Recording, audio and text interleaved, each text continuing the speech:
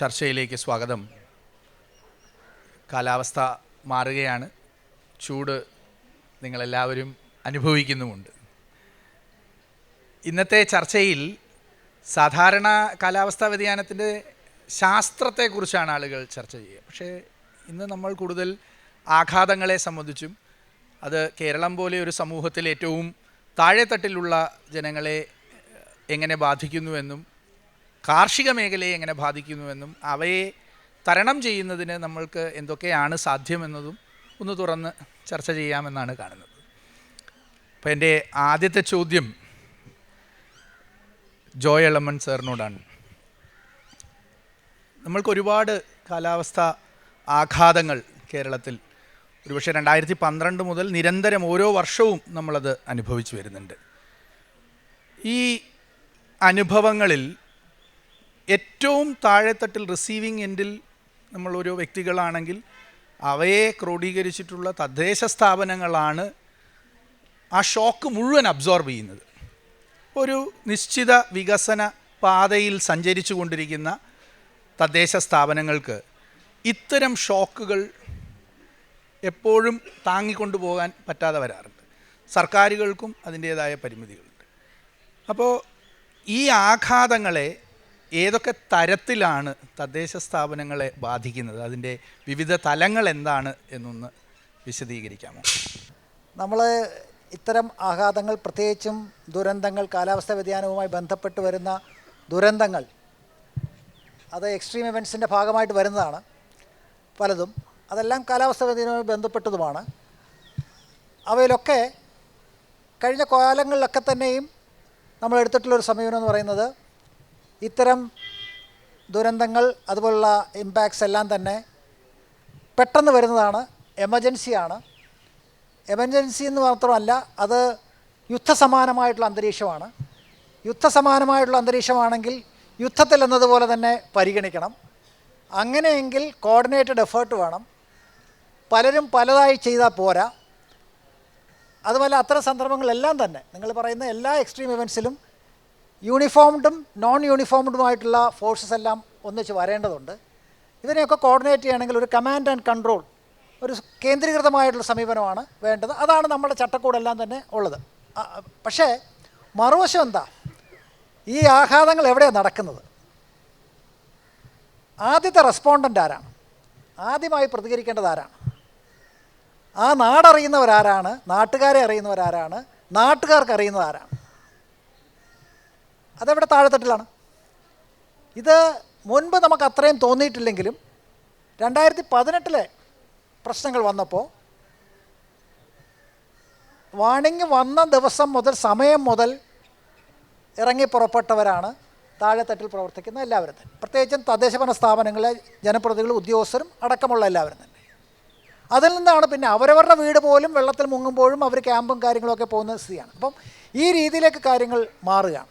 അത് നമ്മുടെ ഒരു പുതിയ അനുഭവമാണ്. മുമ്പ് അങ്ങനെയല്ല. കാര്യം പ്രത്യേകിച്ചും പലതവണ. അതുകൊണ്ട് തന്നെ താഴെത്തട്ടിലെ പ്രവർത്തനങ്ങൾ പലതും നമ്മുടെ തദ്ദേശഭരണ സ്ഥാപനങ്ങളെയും തദ്ദേശ പ്രവർത്തനങ്ങളെയും ബാധിക്കുന്നുണ്ട്. അപ്പോൾ അത് എക്സ്ട്രീം ഇവൻസ് എന്ന നിലയിലാണ് നമ്മളിപ്പോൾ പറഞ്ഞ പ്രതിക്ഷോഭങ്ങളുടെ ഭാഗമായിട്ടുണ്ടാകുന്നതെന്നൊക്കെ നമ്മൾ പറയുന്ന കാര്യങ്ങൾ നടന്നിട്ടുള്ളെങ്കിൽ, ഇപ്പോൾ കോവിഡ് എടുത്താലും ശരി, അതും വേറൊരു തരത്തിൽ നമ്മളെ ബാധിക്കുന്നതാണ്. ഇവയൊക്കെ തന്നെയും താഴെത്തട്ടിലെ സംവിധാനങ്ങളെയൊക്കെയാണ് വല്ലാതെ, സംസ്ഥാനത്തെ ഒട്ടാകെ ബാധിക്കും, താഴെത്തട്ടിലെ സംവിധാനങ്ങളെയും ബാധിക്കും. അത് അവരുടെ പ്രവർത്തനങ്ങളെ ബാധിക്കും. ഇപ്പോൾ ഉദാഹരണത്തിന് ഞാൻ പറയുകയാണെങ്കിൽ, ഈ കഴിഞ്ഞ ഇപ്പോൾ നിലവിലുള്ള ഭരണസമിതികൾ അവർ വരുമ്പോൾ പ്രളയം കഴിഞ്ഞാണ് വരിക. അപ്പോൾ അവിടുത്തെ സംവിധാനങ്ങളൊക്കെ തകർന്നു കിടക്കുന്നതിൽ നിന്ന് റീബിൽഡിംഗ് ആണ്. അതോടൊപ്പം തന്നെ കോവിഡ് വരികയാണ്. അത് പാൻഡമിക്കാണ്, മഹാമാരിയായിട്ടാണ് വരിക. ഈ കാലഘട്ടത്തിലാണ് അവർ വന്ന് ചേരുന്നത്. അതിൽ നിന്ന് വേണം അവർക്ക് പ്രവർത്തിച്ചു തുടങ്ങാൻ. അത് കഴിയുമ്പോൾ ഓരോ സ്ഥലങ്ങളിലും ഓരോന്നായിട്ടുള്ള ഇത്തരം ആഘാതങ്ങൾ വരുമ്പോൾ സാധാരണഗതിയിൽ നടത്തേണ്ടുന്ന ഗവേണൻസും വികസന പ്രവർത്തനങ്ങളും അതിനിടയിൽ ഇതിലേക്കുള്ള ശ്രദ്ധ മാറുമ്പോൾ ഉണ്ടാകേണ്ട ചില ഇടപെടലുകൾ കുറയാനുള്ള സാധ്യതയുണ്ട്. അത് ഒരു മേഖലയെ മാത്രമല്ല ബാധിക്കുക, അത് ആരോഗ്യ മേഖലയെ ബാധിക്കും, കൃഷിയെ ബാധിക്കും. പ്രത്യേകിച്ചും ടീച്ചർ പറയും കൃഷിയെ ബാധിക്കും.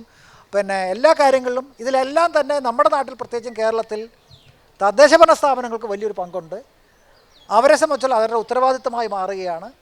ഔദ്യോഗികമായിട്ട് ഉത്തരവാദിത്തം ഉണ്ടെങ്കിലും ഇല്ലെങ്കിലും നാട്ടിൽ ജനങ്ങൾ കരുതുന്ന നേരിട്ടുള്ള സർക്കാർ എന്ന നിലയിൽ ഇതിൻ്റെ എല്ലാം ഉത്തരവാദിത്വം എടുക്കേണ്ടി വരിക തദ്ദേശഭരണ സ്ഥാപനങ്ങളാണ്. അപ്പോൾ അതിനെ കൈകാര്യം ചെയ്യുക. അപ്പോൾ അങ്ങനെ വരുമ്പോൾ ഈ കാലാവസ്ഥാ വ്യതിയാനത്തിൻ്റേതായ മറ്റൊരുപാട് ആഘാതങ്ങൾ ഇപ്പോൾ കണ്ടുവരുന്ന ഒരു സാഹചര്യത്തിൽ നമ്മുടെ തദ്ദേശഭരണ സ്ഥാപനങ്ങളുടെ ഉത്തരവാദിത്തങ്ങൾ വർദ്ധിക്കുകയാണ്.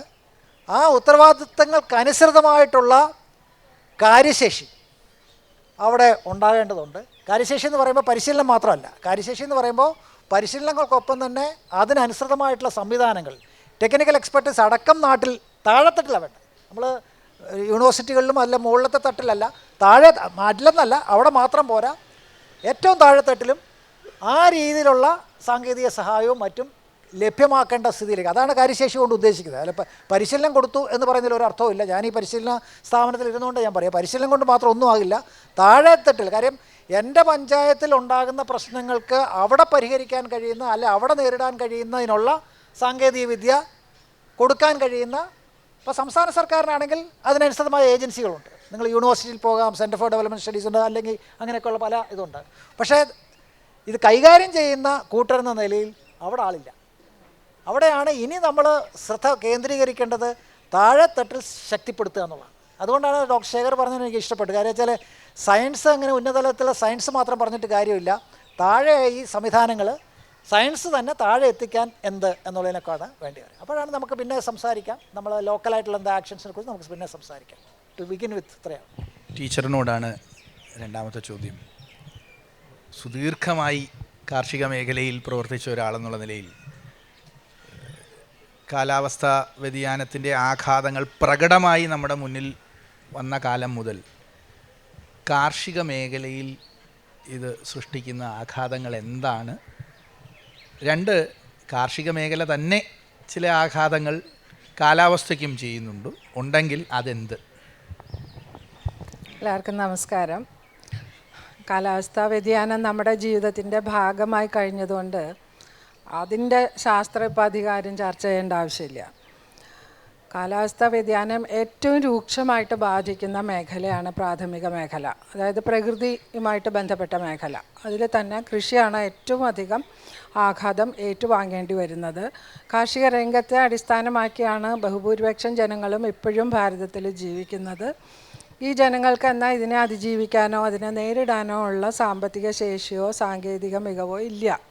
അപ്പോൾ അതുകൊണ്ട് തന്നെ ഈ ആഘാതത്തിൻ്റെ തോത് ഏറ്റവും അധികം നേരിടുന്ന അഭിമുഖീകരിക്കുന്ന ഒരു മേഖലയാണ് നമ്മുടെ കാർഷിക രംഗം. അപ്പോൾ ആദ്യമെല്ലാം നമ്മളെപ്പോഴും കാർഷിക മേഖലയിലെ ആഘാതം എന്ന് പറയുമ്പോൾ എപ്പോഴും ഭക്ഷ്യസുരക്ഷയായിട്ട് ബന്ധപ്പെട്ടുകൊണ്ട് മാത്രമാണ് ചർച്ച ചെയ്തിരുന്നത്. കൃഷി ഇല്ലാണ്ടാവുമ്പോൾ ഭക്ഷ്യസുരക്ഷയ്ക്ക് വലിയ ഭീഷണി ഉണ്ടാവും എന്നുള്ളതാണ് എപ്പോഴും പ്രാഥമികമായിട്ട് നമ്മളുടെ മുമ്പിലേക്ക് വന്നിരുന്നത്. പക്ഷേ കാർഷിക മേഖലയുടെ പ്രസക്തി കേവലം ഭക്ഷ്യസുരക്ഷ മാത്രമല്ല, അതിന് ഒരു സാമൂഹിക തലമുണ്ട്. അതായത് എത്രയോ പേര് നേരിട്ടും അല്ലാതെയും കാർഷിക മേഖലയെ മാത്രം ആശ്രയിച്ച് ജീവനോപാധി കണ്ടെത്തുന്നുണ്ട്. അതിലുപരിയായിട്ട് ഒരു പാരിസ്ഥിതിക തലം കൂടിയുണ്ട്. പരിസ്ഥിതി സേവനങ്ങൾ ഉറപ്പാക്കുന്ന ഒരു മേഖലയാണ് കാർഷിക മേഖല. ഇവിടെ വിദ്യാർത്ഥികളുള്ളത് കൊണ്ട് ഞാൻ പറയുകയാണ്, ഇപ്പം നമ്മുടെ നെൽപ്പാടങ്ങൾ കേവലം ഒരു ഭക്ഷ്യോൽപാദന മേഖല മാത്രമല്ല, നെല്ലും മീനും വൈക്കോലും മാത്രമല്ല അവിടെ നിന്ന് നമുക്ക് കിട്ടുന്ന സേവനങ്ങൾ. അതിലുപരി നമ്മുടെ ഭൂഗർഭജല പോഷണം മുതൽ ഒട്ടനവധി പാരിസ്ഥിതിക സേവനങ്ങൾ നൽകുന്നുണ്ട്.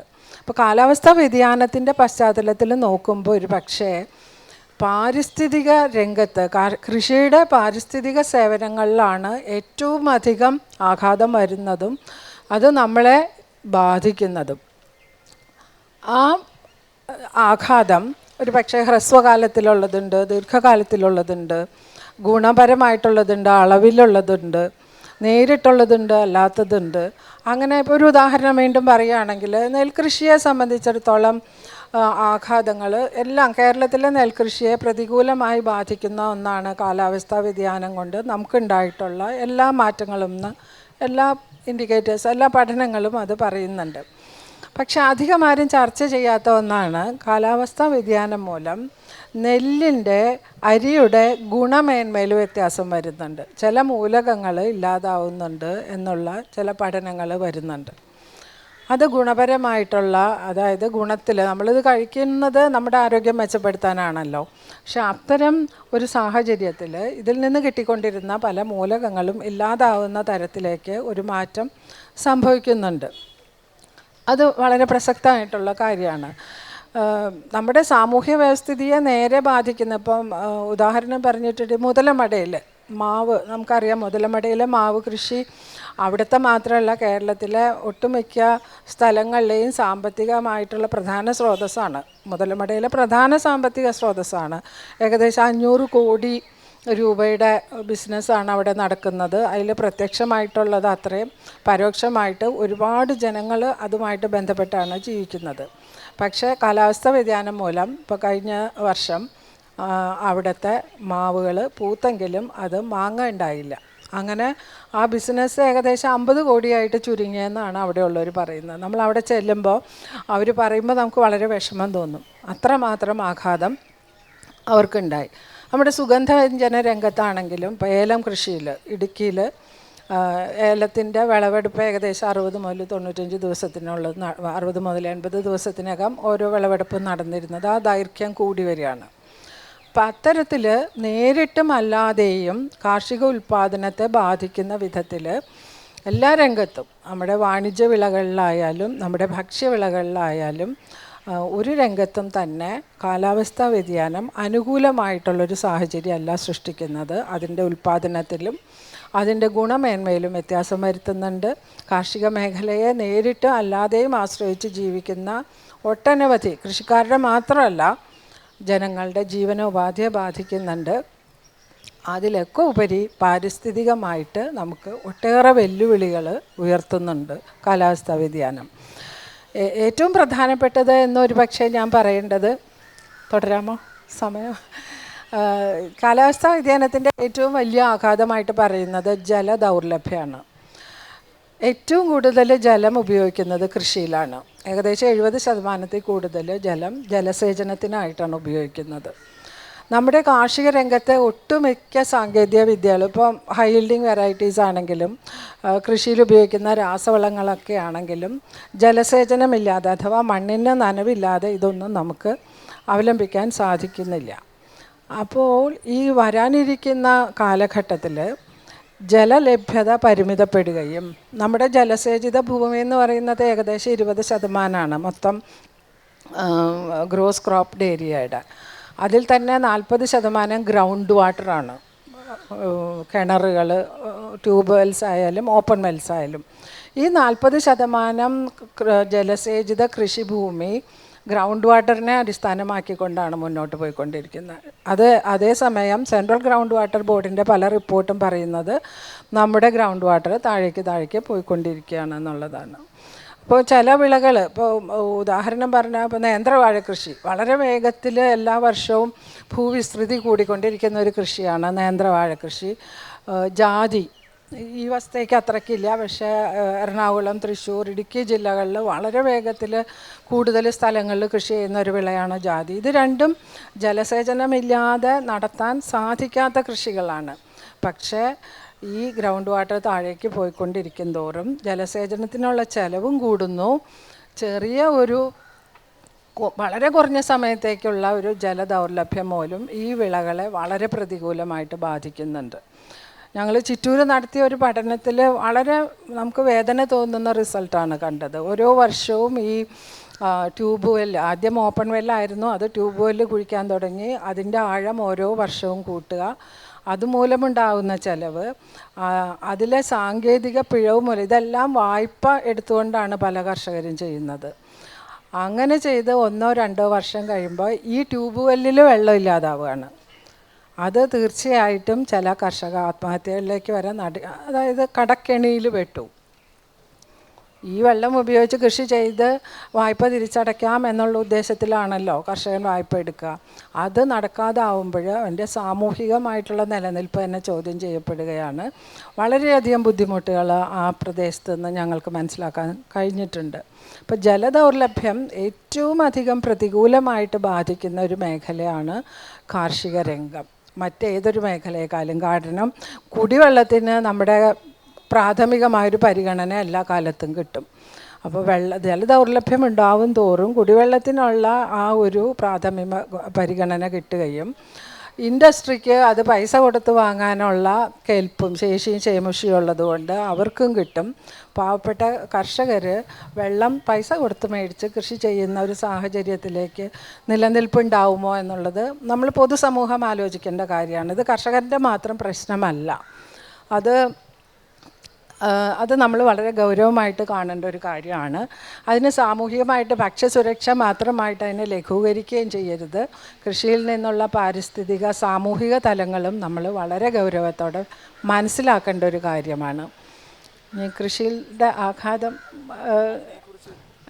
ഞാൻ ഇപ്പം തന്നെ കാർഷിക മേഖല നമ്മൾ ഈ കാര്യങ്ങളെല്ലാം കൺസിഡർ ചെയ്യുമ്പോൾ കാലാവസ്ഥാ വ്യതിയാനത്തിനെ മോഡറേറ്റ് ചെയ്യുന്നതിനൊരു പങ്ക് വഹിക്കുന്നുണ്ട്. പക്ഷെ അതേസമയം തന്നെ ചില കാർഷിക പ്രാക്ടീസുകൾ, ചില രീതികൾ അത് കാലാവസ്ഥാ വ്യതിയാനത്തിന് കാരണമാകുന്നുണ്ട്. ഇത് കൊടുക്കുകയും വാങ്ങുകയും ചെയ്യുന്ന ഒരു കാര്യമാണ്.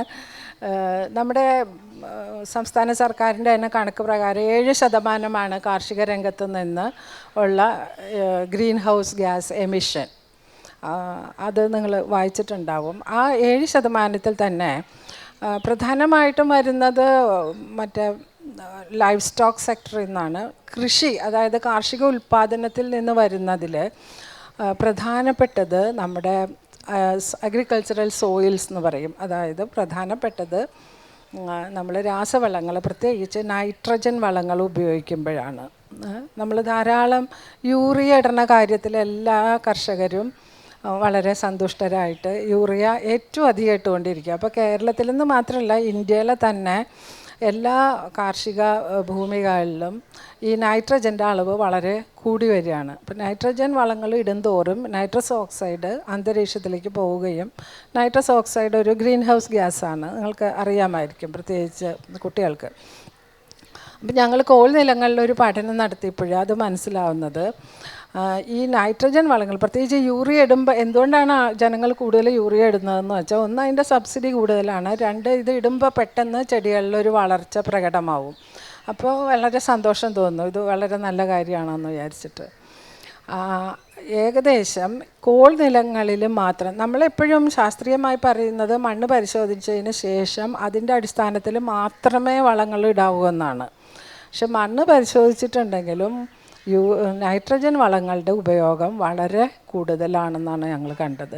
അപ്പോൾ നമ്മൾ ഒരു ശരാശരി നോക്കുമ്പോൾ നൈട്രജൻ വളങ്ങൾ ഈ മണ്ണ് പരിശോധനയുടെ അടിസ്ഥാനത്തിൽ മാത്രം പ്രയോഗിക്കുകയാണെങ്കിൽ കോൾ നിലങ്ങളിൽ നിന്ന് മാത്രം 2400 ടൺ നൈട്രസ് ഓക്സൈഡ് എമിഷൻ കുറയ്ക്കാൻ പറ്റും.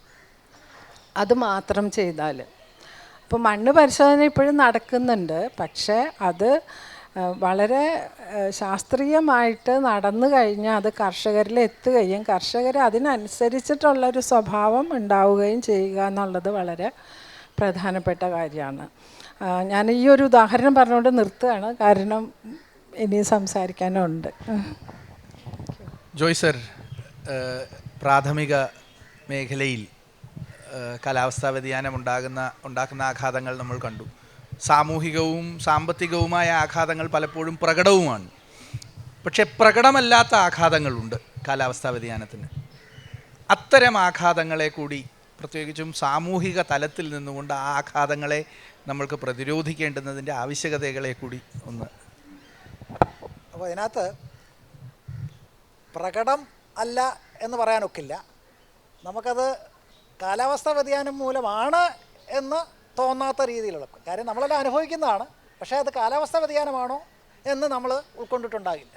ഇപ്പോൾ ഉദാഹരണത്തിന് ഞാൻ പറയുകയാണെങ്കിൽ, ഞാൻ എൻ്റെ 1ാം ക്ലാസ്സിൽ പഠിക്കാൻ പോകുമ്പോൾ എൻ്റെ വീട് ഒരു 150 മീറ്റർ അപ്പുറയാണ് സ്കൂൾ. ഫസ്റ്റ് ബെൽ അടിച്ചിട്ട് പോയാൽ മതി. പക്ഷേ രാവിലെ പോയി ജൂൺ 1 ക്ലാസ് തുടങ്ങും. പോയി വൈകുന്നേരം ആകുമ്പോഴേക്കും നനഞ്ഞു ഒലിച്ചാണ് വരിക. നമ്മൾ പലരും അത് അനുഭവിച്ചിട്ടുണ്ട്. കാരണം മനസ്സിലായല്ലോ, നമ്മുടെ മൺസൂൺ തുടങ്ങുന്ന സമയമാണ്. അതുപോലെ തന്നെ നമ്മൾ മഴക്കാല പൂർവ്വ ശുചീകരണം നടത്തും. എല്ലാ വർഷവും നടത്തുന്നതാണ്, അറിയാമായിരിക്കും. മഴക്കാല പൂർവ്വ ശുചീകരണം നമ്മൾ നടത്തുന്നത് ഏത് മാസമാണ്? മെയ് മാസത്തിലാണ് മഴക്കാല പൂർവ്വ ശുചീകരണം. പക്ഷേ എപ്പോഴാണ് മഴ? ഏതാണ്ട് 1.5 മാസം കൂടുമ്പോൾ നമുക്ക് മഴയുണ്ട്, ഏതാണ്ട് 1.5 മാസം കൂടുമ്പോൾ നമുക്ക് മഴയുണ്ട്. ഇതാ മാറ്റം. ഇതാണ് കാലാവസ്ഥ വ്യതിയാനം മൂലമാണോ എന്ന് ഞാൻ ആലോചിച്ചിട്ടില്ല, പക്ഷേ ഫലം ഇതാണ്. ഇതിൻ്റെ അടുത്ത ഭാഗമാണ് ശേഖർ ചോദിച്ച സാമൂഹിക സാമ്പത്തിക രംഗങ്ങളിലുള്ളത്. മാഡം കൂടെ പറയുന്ന കാര്യം തന്നെയാണ്. അതായത് ഞങ്ങൾ അപ്പർ കുട്ടനാടാണ്, എൻ്റെ അനുജനടക്കം കൃഷി ഇറക്കുന്നവരാണ്. കൃഷി ഇറക്കിക്കഴിഞ്ഞാൽ കൊയ്ത്ത് വരെ ടെൻഷനായിപ്പോൾ. അങ്ങനെ മുകളിലെത്തുന്ന സമയമാകുമ്പോൾ കൊയ്ത്തിനൊരു എത്രയും പെട്ടെന്ന് കൊയ്യാൻ പറ്റും, അങ്ങനെ പറ്റുകയോ ഇല്ല. വിളഞ്ഞിട്ട് വേണമല്ലോ കൊയ്യാൻ. മഴ വന്നാലോ, കാറ്റ് കൂടിയാലോ, ആ വർഷത്തെ എല്ലാം തീർന്നു. ഇത് അനുഭവമാണ്. ഇതും കാലാവസ്ഥ വ്യതിയാനം മൂലമാണോ എന്ന് ഞാനോ നമ്മളോ പറയുന്നില്ല, പക്ഷേ ഇതാണ് അനുഭവം. ഇത് ഓരോ കർഷകരും, ടീച്ചർ പറഞ്ഞാൽ അതാണ്, ഇത് ഓരോ കർഷകരുടെയും പ്രശ്നമാണ്. ഇനി ഞാൻ വേറൊന്ന് പറയാം. നമ്മൾ മത്തി ചാള എന്നൊക്കെ പറയുന്നതാണ്. മത്തിയും ചാളയും പല ഭാഷയിലാണ്. കേരളത്തിലെ ഏറ്റവും പഞ്ഞ കാലങ്ങളിൽ പോലും കേരളത്തിലെ ആരോഗ്യം നിലനിർത്തിയത്, ന്യൂട്രീഷൻ നിലനിർത്തിയത്, പോഷണ നിലവാരം നിലനിർത്തിയത് 2 കാര്യങ്ങൾ കൊണ്ടാണ്. ഒന്ന്, നമുക്ക് അന്നജവും മാംസ്യവും വേണം, പ്രോട്ടീനും കാർബോഹൈഡ്രേറ്റും വേണം. നമുക്ക് അന്നജം, കാർബോഹൈഡ്രേറ്റ് മരച്ചീനിയിൽ കപ്പയിൽ കിട്ടും. അന്ന് വിലയില്ല, ഇപ്പോഴാണ് നമ്മൾ കടയിൽ പോയി വാങ്ങിക്കുന്നത്. അന്ന് പറിച്ചെടുത്താൽ മതിയായിരുന്നു, അതുണ്ടായിരുന്നു. മറ്റൊന്ന് മത്തിയായിരുന്നു. കാര്യം വില കുറഞ്ഞതാണ്. കാരണം എന്താ വെച്ചാൽ മത്തി ചാള സമുദ്ര ഉപരിതലത്തിൻ്റെ അടുത്താണ്. കാര്യം അതിൻ്റെ ടെമ്പറേച്ചറിൻ്റെ ആവശ്യം അവിടെയാണ്, ആ ടെമ്പറേച്ചറിലാണ് അത് വളരുക. അതുകൊണ്ട് നമുക്ക് കിട്ടുമായിരുന്നു. ദൂരെ എങ്ങും പോയി പിടിച്ചുകൊണ്ട് വരേണ്ടതല്ല, അടുത്താണ് കിട്ടുക. പക്ഷേ ഇത്തവണ കൂടി കിട്ടി. അതിന് മുമ്പ് വരെ ഉള്ളതെന്ന് വെച്ച് കഴിഞ്ഞാൽ മത്തി കുറഞ്ഞു, വില കൂടി. കാരണം എന്താ? ഈ നമ്മുടെ ഇവിടെ ഉണ്ടായിരുന്ന മത്തി മുഴുവൻ ഗുജറാത്ത് കോസ്റ്റിലേക്ക് മാറി. ഒരു രാഷ്ട്രീയവും ഇല്ല അതിനകത്ത്, ഗുജറാത്ത് കോസ്റ്റിലേക്ക് മാറി. എന്താ കാരണം? നമ്മൾ ഭൂമധ്യരേഖയുടെ അടുത്താണ്, ചൂട് കൂടി വരികയാണ്. അപ്പോൾ പതുക്കെ അങ്ങോട്ട് പോയി. ഇതാണ് അതിൻ്റെ വാസ്തവം എന്നാണ് ഞാൻ മനസ്സിലാക്കുന്നത്. ഇതെന്താ, ഇത് നമ്മൾ അനുഭവിക്കുന്നതാണോ? കാലാവസ്ഥ വ്യതിയാനം ഒന്നും ആരും പറഞ്ഞിട്ടില്ല. കാലാവസ്ഥ വ്യതിയാനം ഇപ്പം നമ്മൾ കടലിലിറങ്ങുന്നവർ കാലാവസ്ഥ വ്യതിയാനം എന്ന് പറയുന്നില്ല, മത്തി കുറഞ്ഞു എന്ന് മാത്രമേ പറയുള്ളൂ, അതുകൊണ്ട് വില കൂടിയെന്നേ പറയുള്ളൂ. പക്ഷേ കാലാവസ്ഥ വ്യതിയാനത്തിൻ്റെ മാറ്റമാണ് ഈ രീതിയിലാണ് പോവുക. അതിൻ്റെ അടുത്ത ഘട്ടമാണ് നമ്മൾ ഇന്ന് അനുഭവിക്കുന്ന ചൂട്. ഒരുപക്ഷേ കേരളം, നമ്മളിപ്പം പ്രളയവും കാര്യങ്ങളൊക്കെയാണ് നമ്മുടെ മനസ്സിൽ കിടക്കുന്നത്. പക്ഷേ കേരളം അനുഭവിക്കാൻ പോകുന്ന ഏറ്റവും വലിയ കാലാവസ്ഥാ വ്യതിയാനത്തിൻ്റെ ആഘാതം എന്ന് പറയുന്നത് ചൂടാണ്. ഡൽഹിയിലും മറ്റ് സംസ്ഥാനങ്ങളിലുള്ളവർ നോക്കുമ്പോൾ 48, 50 വരെയും 52 വരെയും ഡിഗ്രി സെൽഷ്യസ് ചൂടുണ്ടായിരുന്ന സ്ഥലങ്ങൾ എന്ന് പറയുമ്പോൾ നമ്മുടെ ഇവിടുത്തെ 35 ആകുമ്പോഴേക്കും അയ്യോ ഇവിടെ ചൂടാണെന്ന് പറയുമ്പം അവർ കളിയാക്കും. പക്ഷേ നമുക്ക് പ്രശ്നമുണ്ട്. കാര്യം നമുക്ക് കേവലം താപനില മാത്രമല്ല, ആർദ്രത, ഹ്യൂമിഡിറ്റി, ഇത് രണ്ടും കൂടെ വരുമ്പോൾ അവരുടെ 48ഉം നമ്മളുടെ 32ഉം 35ഉം ഏതാ വലുതെന്ന് നോക്കേണ്ടി വരും. അത് നമ്മുടെ ആരോഗ്യത്തെ ബാധിക്കുകയാണ്. അതുമായി ബന്ധപ്പെട്ടുള്ള ബാക്കി കാര്യങ്ങളെല്ലാം ബാധിക്കുകയാണ്. ഈ രീതിയിലാണ് പ്രകടമായ മാറ്റങ്ങളുണ്ടാവുക. അപ്പോൾ ഇവിടെ ഈ പറഞ്ഞതുപോലെ തന്നെ താഴെത്തട്ടിൽ ഒരുപാട് പ്രവർത്തനങ്ങൾ നടത്തേണ്ടതുണ്ട്. ഇതിൽ കുറച്ച് അനുഭവങ്ങൾ നമുക്ക് ഇതിനകം തന്നെ ഉണ്ടായിട്ടുണ്ട്, പ്രത്യേകിച്ചും 2018 പ്രളയത്തിന് ശേഷം.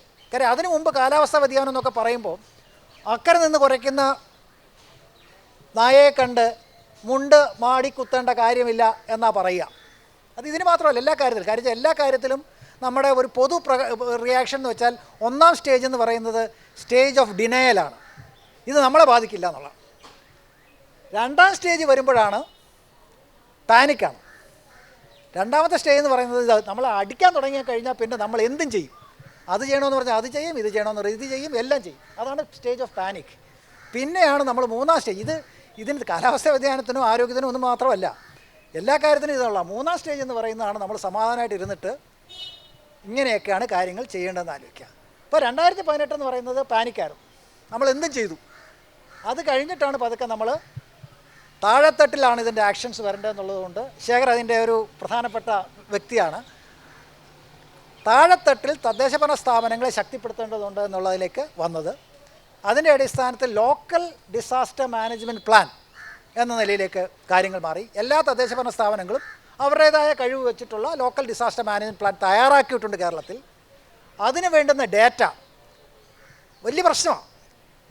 ആരോട് ചോദിച്ചാലും പറയും ഡേറ്റയോ അത് നമ്മുടെ ഉണ്ട്, തരുമോ തരില്ല, പരസ്പരം പോലും നൽകില്ല. പക്ഷേ അതിലൊരു വിപ്ലവം കേരളത്തിൽ നടന്നു അതിൻ്റെ ഭാഗമായിട്ട്. അതിൽ ഇദ്ദേഹം തന്നെയാണ് അതിൻ്റെ മുഖ്യ വ്യക്തി. ഏതാണ്ട് 32 ലേയേഴ്സ് ഓഫ് മാപ്സ് ഓൺ വൾണറബിലിറ്റിയും ഹസാർഡ്സും ഒക്കെ ആയിട്ടുള്ളത്. അതായത് ഫ്ലഡ് പ്രോൺനെസ്, എർത്ത്ക്വേക്ക് പ്രോൺനെസ്, ഡ്രൗട്ട് പ്രോൺനെസ്, അങ്ങനെ ഓരോ പഞ്ചായത്തിലും എന്താണ് സാധ്യത എന്നതിൻ്റെ 32 തരത്തിലുള്ള മാപ്പുകൾ താഴേക്ക് കൊടുക്കുകയാണ്. വെബ്സൈറ്റിലൊക്കെ അവൈലബിൾ ആണ് കേട്ടോ, ഇപ്പോഴും ഉണ്ട്. കുറച്ച് വ്യത്യാസങ്ങളൊക്കെ ഇപ്പോൾ മാറിക്കൊണ്ട്. അപ്പോൾ അത് ചെയ്യുകയാണ്. അതിൻ്റെയും കൂടെ അടിസ്ഥാനത്തിലാണ് ലോക്കൽ ഡിസാസ്റ്റർ മാനേജ്മെൻറ്റ് പ്ലാൻ തയ്യാറാക്കുന്നത്. ക്വാളിറ്റി ഇപ്പോഴും ഞാൻ പറയില്ല, എല്ലാം നല്ലതാണെന്ന് പറയില്ല. പക്ഷേ അങ്ങനെ ഒരു ചിന്ത ആദ്യമായിട്ട് താഴെത്തട്ടിൽ ഇടപെടണമെന്ന ചിന്ത വന്നു. ഇതോടൊപ്പം തന്നെ അത് കിലയിലും, ഞാനും കിലയിലായിരുന്നു, Kerala institute of local administration ആയിരുന്നു, KSDMയിലായിരുന്നു അന്ന്. ഇപ്പം ഞങ്ങൾ ഒന്നിച്ചാണ്. പിന്നെ അവിടെ ഒന്ന് ലോക്കൽ ഡിസാസ്റ്റർ മാനേജ്മെൻറ്റ് പ്ലാനിന് വേണ്ടിയുള്ള മെത്തഡോളജിയും ട്രെയിനിങ്ങും കാര്യങ്ങൾ നടക്കുന്നു. രണ്ടാമതൊരു കാര്യം കൂടെ ചെയ്തത് local action plan on climate ചേഞ്ചാണ്. എങ്ങനെയാണ് കാലാവസ്ഥ വ്യതിയാനത്തിനെ നേരിടുക, അതിൻ്റെ ഭാഗമായിട്ടും ഈ ഡേറ്റ ഇപ്പോൾ താഴെത്തട്ടിലേക്ക് എത്തി എന്നുള്ളതാണ്. ഇതാണ് നിങ്ങളുടെ ഭാവി സാധ്യത. അതേപടി നടക്കുമെന്നൊന്നുമല്ല. എന്നാലും ശരി, നമ്മുടെ ഇന്ന സ്ഥലത്തെ പഞ്ചായത്തിന് ഭാവിയിൽ ഡ്രൗട്ടിനാണ് സാധ്യത കൂടുതൽ, അല്ലെങ്കിൽ വെള്ളപ്പൊക്കത്തിനാണ് സാധ്യത കൂടുതൽ, അല്ലെങ്കിൽ ചൂട് കൂടാനാണ് സാധ്യത കൂടുതൽ. ഈ രീതിയിലുള്ള കണക്കുകൾ നമ്മൾ പ്രൊവൈഡ് ചെയ്യുകയും പരിശീലനം നടക്കുകയും ചെയ്യും. അങ്ങനെ ലോക്കൽ ആക്ഷൻ പ്ലാൻ ക്ലൈമറ്റ് ചേഞ്ചിൻ്റെ ഒരു മെത്തഡോളജി ഞാൻ ഈ പറയുന്നത് എന്തുകൊണ്ടാണെന്ന് വെച്ചാൽ, ഇന്ത്യയിൽ ഇപ്പോൾ നമ്മൾ തന്നെ ഇടപെട്ടിട്ടുള്ള സുസ്ഥിര വികസന ലക്ഷ്യങ്ങളുമായി ബന്ധപ്പെട്ട് കേരളം താഴെത്തട്ടിൽ നടത്തിയതിൻ്റെ മാതൃകയാണ് എന്ന് ഇത്തവണത്തെ എക്കണോമിക് സർവേയിൽ വന്നിട്ടുള്ളത് പോലെ തന്നെയാണ് കാലാവസ്ഥാ വ്യതിയാനത്തിനും അതുപോലെ തന്നെ ദുരന്ത നിവാരണത്തിനും പ്രാദേശിക തലത്തിലുള്ള ആക്ഷൻ പ്ലാനുകൾ തയ്യാറാക്കപ്പെട്ടു എന്നാണ് പ്രധാനം. അതിൽ പ്രത്യേകിച്ചും നമ്മളുടെ 4 ജില്ലകൾ, ആലപ്പുഴ, പത്തനംതിട്ട, കോട്ടയം, ഇടുക്കി, 4 ജില്ലകളിൽ വളരെ വിശദമായിട്ടുള്ള local action plan on climate ചേഞ്ചും ലോക്കൽ ഡിസാസ്റ്റർ മാനേജ്മെൻറ്റ് പ്ലാനും ചെയ്തു എന്ന് മാത്രമല്ല ഒരു ടൂളൂടെ ഡെവലപ്പ് ചെയ്തിട്ടുണ്ട്. അതായത് disaster and climate action tracker എന്ന് പറയുന്ന DCAT എന്ന് പറയുന്നത്. അതുവഴി എത്രമാത്രമാണ് നമ്മളുടെ ഈ ആക്ഷൻസ് ഇതുമായി ബന്ധപ്പെടുത്താൻ കഴിയുക എന്ന നിലയിലേക്ക് വന്നിട്ട്. അപ്പോൾ ഈ തരത്തിലുള്ള താഴത്തുള്ള ആക്ഷൻസ് നടക്കുകയാണ്. പക്ഷേ അതിനകത്ത് ശ്രദ്ധിക്കേണ്ട ഒരു കാര്യം, ആക്ഷൻസ് എല്ലാം താഴെ നടന്നാൽ പോരാ, ചിലതൊക്കെ അവിടെ ചെയ്യാം. പക്ഷേ അവർക്ക് പ്രശ്നം എന്താണെന്ന് മനസ്സിലാക്കാൻ കഴിയണം. അതിൻ്റെ അടിസ്ഥാനത്തിൽ താഴെ ചെയ്യേണ്ടത് താഴെ ചെയ്യേണ്ടി വരും. നമ്മൾ പ്രിൻസിപ്പിൾ ഓഫ് സബ്സിഡിയാരിറ്റി എന്നാണ് പറയുക. താഴെ ചെയ്യേണ്ടത് താഴെ ചെയ്യുക, അതത് തലങ്ങളിൽ, താഴെ എന്നല്ല, അതത് തലങ്ങളിൽ ചെയ്യേണ്ടത് അതത് തലങ്ങളിൽ ചെയ്യുക എന്നുള്ള രീതിയിലല്ല. അങ്ങനെ വരുമ്പോൾ ചില കാര്യങ്ങൾ ജില്ലാ തലത്തിലായിരിക്കും, ചില കാര്യങ്ങൾ സംസ്ഥാന തലത്തിലായിരിക്കും, ചില തലത്തിൽ കേന്ദ്ര തലത്തിൽ തന്നെ ചെയ്യേണ്ടതായിട്ടുള്ള കാര്യങ്ങളുണ്ടാവും. ഈ രീതിയിൽ vertical and horizontal and bottom up കാര്യം പല ഏജൻസികൾ ഒന്നിച്ച് പ്രവർത്തിക്കേണ്ടി വരും. ഇപ്പോൾ ലോക്കൽ എന്ന് മാത്രമല്ല, ഇത് അങ്ങനെ വിട്ടുകൊടുത്തുക. അങ്ങനെ പറഞ്ഞു കഴിഞ്ഞാൽ പിന്നെ എല്ലാം നിങ്ങൾ ചെയ്തു ഞങ്ങൾക്കൊന്നും ഇല്ല എന്ന് പറയാനൊക്കില്ല. ഇത് എല്ലാവരും കൂടെ കൂടിച്ചേർന്ന് നടക്കേണ്ട പ്രവർത്തനമാണ്. അതുകൊണ്ട് സെൻട്രലൈസ്ഡും ഉണ്ട്, ഡീസെൻട്രലൈസ്ഡും ഉണ്ട്, ലോക്കലും ഉണ്ട്, വല്ല ബോട്ടം അപ്പും ഉണ്ട്, ടോപ്പ് ഡൗണും ഉണ്ട്. കാര്യം ഈ നിർദ്ദേശങ്ങളും കാര്യങ്ങളും ഒക്കെ കൊണ്ടുവരേണ്ടത് അത് വലിയ പ്രധാനമാണ്. ആ നിർദ്ദേശങ്ങളും കപ്പാസിറ്റി ഡെവലപ്മെൻറ്റിൻ്റെ ഒക്കെ ഭാഗമായിട്ടുണ്ടാവേണ്ടത് ഹൊറിസോണ്ടലായിട്ടുള്ളവരും കുറിച്ചാണ്. ഇങ്ങനെയുള്ളൊരു പ്രവർത്തനമാണ് ഇപ്പോൾ നടന്നു വരുന്നത്. ഞാൻ ഇവിടെ കൂടിയിരിക്കുന്നവരിൽ ബഹുഭൂരിഭാഗവും ഈ പ്രവർത്തനങ്ങൾ പലതിലും നേരിട്ട് പങ്കാളികളായിരിക്കണമെന്നില്ല. ചിലരുണ്ടെന്ന് ഞാൻ ചിലരുടെ മുഖങ്ങൾ കണ്ടപ്പോൾ ഉണ്ടല്ലോ എന്നും മനസ്സിലായി. കാര്യം ഇത് നമ്മൾ തിരുവനന്തപുരം സിറ്റിയിലായിരിക്കുന്നത്. പക്ഷേ താഴെത്തട്ടിൽ പലരും ഇപ്പോൾ തിരിച്ചു ചെന്നാൽ ചില സ്ഥലങ്ങളിലെങ്കിലും ഒരു ലോക്കൽ ആക്ഷൻ പ്ലാൻ നോക്കണം. തെറ്റൊക്കെ കണ്ടുപിടിച്ചു, കുഴപ്പമൊന്നുമില്ല. പക്ഷേ ഇങ്ങനെ നടക്കുന്നുണ്ട്, അതുവഴിയുള്ള സെൻസിറ്റൈസേഷൻ നടക്കുന്നുണ്ട്. അതുപോലെ തന്നെ ഡിസാസ്റ്റർ മാനേജ്മെൻറ്റ് പ്ലാന് അത് പരിശോധിക്കണം. കാര്യം അതിലൊക്കെ ഊന്നൽ ചിലപ്പോൾ വരാൻ പോകുന്ന ഡിസാസ്റ്റേഴ്സ് ആയിരിക്കില്ല, ഇതുവരെയുള്ള അനുഭവങ്ങളുടെ അടിസ്ഥാനത്തിൽ ഡിസാസ്റ്റേഴ്സ് ആയിരിക്കും. പക്ഷേ ഇനിയും വരുന്നുണ്ട്. അപ്പോൾ ഞാൻ ഈ വേദി ഉപയോഗിക്കുന്നത് അതിനാണ്. കാര്യം നിങ്ങൾ ചിലരെങ്കിലും ഒന്ന് ഒരു അക്കാഡമിക് ഇൻട്രസ്റ്റിന് വേണ്ടിയെങ്കിലും പരിശോധിക്കുകയും അത് മെച്ചപ്പെടുത്താൻ സഹായിക്കുകയും ചെയ്യുന്ന രീതിയിലേക്ക് പോകണം എന്നുള്ളതാണ് എൻ്റെ അഭിപ്രായം. ഞങ്ങൾ സാധാരണ പറയുന്നത് കേരളത്തിൽ 3 ലുട്ടാപ്പികളുണ്ടെന്നാണ്. ഈ ലുട്ടാപ്പികളെയാണ് നമുക്ക് പിടിച്ചു കെട്ടാൻ പാട്. ഒന്ന് ചൂട്, മറ്റത് കാറ്റ്, 3 ഇടിമിന്നൽ. ഈ പ്രളയവും ഉരുളുപൊട്ടലും ഒക്കെ ഒരു വൺ ഓഫ് ഇവൻ്റായിട്ട് വന്ന് നമ്മളെ ഉപദ്രവിക്കും. പക്ഷേ ഇവർ നിരന്തരം എല്ലാ വർഷവും വന്നുകൊണ്ടിരിക്കും. അവർ നിരന്തരം എല്ലാ വർഷവും നാശനഷ്ടങ്ങൾ ഉണ്ടാക്കിക്കൊണ്ടിരിക്കും. നമ്മൾ കാണാത്ത ആഘാതമാണ് ഒരു ഇടിമിന്നലിൽ KSEBക്ക് ഉണ്ടാകുന്ന നഷ്ടം. BSNL 70-80 കോടി രൂപയുടെ നഷ്ടം ഉണ്ടാകുന്നുണ്ട് ഒരു വർഷം. അതുതന്നെയാണ് KSEB, ഒരുപക്ഷെ അതിൽ കൂടുതലാണ് അവർക്കുണ്ടാകുന്ന ആഘാതം. ഇതൊന്നും അക്കൗണ്ടബിൾ അല്ല. ഈ ഡാമേജ് ആൻഡ് ലോസ് അക്കൗണ്ടിങ് എന്ന് പറയുന്നത് പോലും ഇപ്പോൾ നമ്മൾ ഈ കഴിഞ്ഞ ബക്കോയിൽ വെച്ചിട്ടാണ് അതിൻ്റെ അകത്തൊരു ധാരണ ഉണ്ടായിട്ടുള്ളത്. ഈ ഡാമേജ് ആൻഡ് ലോസ് വാല്യൂ ചെയ്യണമെന്നും അതിനുള്ളൊരു കോസ്റ്റ് ഇംപ്ലിക്കേഷൻസ് കൺസിഡർ ചെയ്യണമെന്നും. ഈ കാര്യത്തെക്കുറിച്ച് ടീച്ചറിനോടുള്ളൊരു ചോദ്യം, 2012 കേരളം അതിരൂക്ഷമായ വരൾച്ച നേരിട്ടിരുന്നു. അധികമാരും ഇപ്പോൾ അത് ഓർക്കുന്നു പോലും ഉണ്ടാവില്ല. ശാസ്താംകോട്ട കായലിൽ ഒരു ആഴ്ച കൂടി കൊല്ലത്തിന് പമ്പ് ചെയ്യാനുള്ള വെള്ളമുള്ള ഘട്ടം വരെ എത്തി. 16 തിരുവനന്തപുരം അനുഭവിച്ചതാണ്. അന്ന് നമ്മൾ തൊട്ടപ്പുറത്ത് ഒരു അണക്കെട്ടുള്ളത് കൊണ്ട് അവിടുന്ന് വെള്ളം പൈപ്പിട്ട് അരുവിക്കരയിൽ കൊണ്ടുവന്നാണ് തിരുവനന്തപുരത്തിൽ കാര്യങ്ങൾ നടത്തിപ്പോയത്. ചില എക്സ്ട്രീം മെഷേഴ്സിലേക്ക് കാര്യങ്ങൾ പോകേണ്ടി വന്നു. അന്ന് കല്ലടയിൽ നിന്ന് വെള്ളം ശാസ്താംകോട്ടയിലേക്ക് എത്തിക്കുന്നതിന് നടപടി സ്വീകരിക്കേണ്ടി വന്നു 12. അപ്പോൾ അന്ന് പറഞ്ഞു കേട്ട ഒരു അഭിപ്രായം, അന്ന് നമ്മൾക്ക് കാർഷിക മേഖലയിലുള്ള വകുപ്പിൽ നിന്ന് ലഭിച്ച അഭിപ്രായം, ഈ വരൾച്ച അടുത്ത 10 വർഷത്തേക്ക് തെങ്ങിൻ്റെയും റബ്ബറിൻ്റെയും ഈൽഡിനെ ബാധിക്കും. ഇപ്പോൾ ഇന്നലെ നമ്മൾ ഇവിടെ ഇതേ വേദിയിൽ ഒരു ചർച്ച കാർബൺ ക്രെഡിറ്റിനെ കുറിച്ച് നടന്നപ്പോൾ പ്രൊഫസർ ജോർജ് തോമസ് ഇവിടെ ഉണ്ടായിരുന്നു. അദ്ദേഹം പറഞ്ഞത് മധ്യ കേരളത്തിൽ ഏതാണ്ട് 5000 ഹെക്ടറിൽ ഡീഗ്രേഡഡ് ഫോറസ്റ്റിൽ റബ്ബർ കൊണ്ടുവരുന്നതിൻ്റെ ഒരു ഡിസ്കഷൻ നടക്കുന്നുണ്ട്. അങ്ങനെ കൊണ്ടുവരുമ്പോൾ അതിൽ നിന്ന് കിട്ടുന്ന ഓഫ്സെറ്റ് ക്രെഡിറ്റ് ചെയ്യാനുള്ളൊരു പോസിബിലിറ്റി ഉണ്ട്. ടാഞ്ചിബിളായിട്ട് സാമ്പത്തികമായി ക്രെഡിറ്റ് ചെയ്യാനുള്ളൊരു പോസിബിലിറ്റി ഉണ്ട്. അപ്പോൾ ഇന്നലെ സദസ്സിൽ നിന്ന് വന്ന ഒരു അഭിപ്രായമായിരുന്നു, നമ്മൾ റബ്ബർ ചെയ്യാം ശരി, പക്ഷേ തെങ്ങ് തിരിച്ച് കേരളത്തിൽ കൊണ്ടുവന്നുകൂടെ? തെങ്ങ് കൃഷി വ്യാപകമാക്കാൻ വേണ്ടി ഇടപെട്ടാൽ, അത് ഡീഗ്രേഡഡ് ഫോറസ്റ്റ് എന്ന് കണക്കാക്കപ്പെടുന്ന മേഖലയിൽ കൊണ്ടുവരാൻ ശ്രമിച്ചാൽ അതിൽ ഒരു ഓഫ്സെറ്റ് കോസ്റ്റും കിട്ടും. മലയാളികൾക്ക് പരിചിതമായ ജീവനോപാധി മാർഗങ്ങൾ തെങ്ങുമായി ബന്ധപ്പെട്ടിട്ടുണ്ട് താനും. അതല്ലേ കൂടുതൽ ശരി? അല്ലെങ്കിൽ അതിലും കൂടി നമ്മൾ ശ്രദ്ധ വയ്ക്കേണ്ടേ? ഈ വിളകളെ ഈ കാലഘട്ടത്തിൽ, കാലാവസ്ഥാ വ്യതിയാനത്തിൻ്റെ ഈ കാലഘട്ടത്തിൽ ചൂസ് ചെയ്യുന്നത് എങ്ങനെ? എന്തായിരിക്കണം നമ്മളുടെ ഒരു വീക്ഷണം അതിൽ? ഇപ്പോൾ ഇന്നത്തെ ബജറ്റിൽ ഞാൻ കുറച്ചേ കേട്ടുള്ളൂ. ഒരു ലാൻഡ് യൂസ് പ്ലാനിങ് എന്നുള്ള ഒരു ആശയം കൊണ്ടുവന്നിട്ടുള്ളതാണ് എനിക്ക് മനസ്സിലാക്കാൻ സാധിച്ചത്. അതായത് ഓരോ പ്രദേശത്തിൻ്റെയും ജലലഭ്യത, മണ്ണിൻ്റെ സ്വഭാവം, മറ്റ് ഘടകങ്ങൾ എല്ലാം കണക്കിലെടുത്തുകൊണ്ട് ആ പ്രദേശത്തിന് ഏറ്റവും യോജിച്ച ഒരു വിള അവലംബിക്കുക എന്നുള്ളതാണ്. ഇക്കാര്യത്തിൽ കേരള കാർഷിക സർവകലാശാല ഒരു 5 വർഷം മുമ്പ് ഈ കേരളത്തിനെ 5 അഗ്രോ എക്കോളജിക്കൽ സോണുകളായിട്ടും അതിനെ വീണ്ടും 25 അഗ്രോ എക്കോളജിക്കൽ യൂണിറ്റുകളായിട്ടും വിഭജിച്ചിട്ടുണ്ട്. ഓരോ അഗ്രോ എക്കോളജിക്കൽ എന്ന് പറയുമ്പോൾ തന്നെ നിങ്ങൾക്ക് മനസ്സിലായി കാണും, അത് മണ്ണിൻ്റെ സ്വഭാവവും കാലാവസ്ഥയും ചെരിവും ഒക്കെ കണക്കിലെടുത്തുകൊണ്ടാണ്. ഈ ഓരോ അഗ്രോ എക്കോളജിക്കൽ യൂണിറ്റിനും ഏറ്റവും അനുയോജ്യമായ വിളകളും തീരെ പാടില്ലാത്ത വിളകളും അതിൽ പറഞ്ഞിട്ടുണ്ട്. അപ്പോൾ അതുകൊണ്ട് തന്നെ ഏതെങ്കിലും ഒരു വിള കേരളത്തിൽ മുഴുവനായിട്ട് അനുയോജ്യമാണെന്നോ ഏതെങ്കിലും ഒരു വിള ഒട്ടും അനുയോജ്യമല്ലെന്നോ നമ്മൾ പറയുന്നില്ല. മണ്ണ്, കാലാവസ്ഥ, ഭൂമിയുടെ ചെരിവ്, അതിൻ്റെ പാരിസ്ഥിതിക പ്രാധാന്യം, ഇതെല്ലാം കണക്കിലെടുത്തുകൊണ്ടാണ് വിള നമ്മൾ നിർദ്ദേശിക്കുന്നത്, വിള പരിക്രമം. പിന്നെ ഇപ്പോൾ ചോദിച്ച ചോദ്യം വളരെ പ്രസക്തമാണ്. എന്തുകൊണ്ട് തെങ്ങ് പാടില്ല? ഒരിക്കലും നമ്മൾ എന്തുകൊണ്ടാണ് തെങ്ങ് കൃഷിയിൽ നിന്ന് പുറകോട്ട് പോയത് എന്നുള്ളത് കാലാവസ്ഥാ വ്യതിയാനവുമായിട്ട് ബന്ധപ്പെട്ടുകൊണ്ടല്ല. ഇപ്പോഴത്തെ ഏകദേശ കണക്ക് പ്രകാരം നമ്മുടെ 60% തെങ്ങുകളും റീപ്ലാന്റിങ്ങിൻ്റെ സമയമായിരിക്കുകയാണ്. എത്രയോ വർഷം മുമ്പ് വച്ചതാണ്.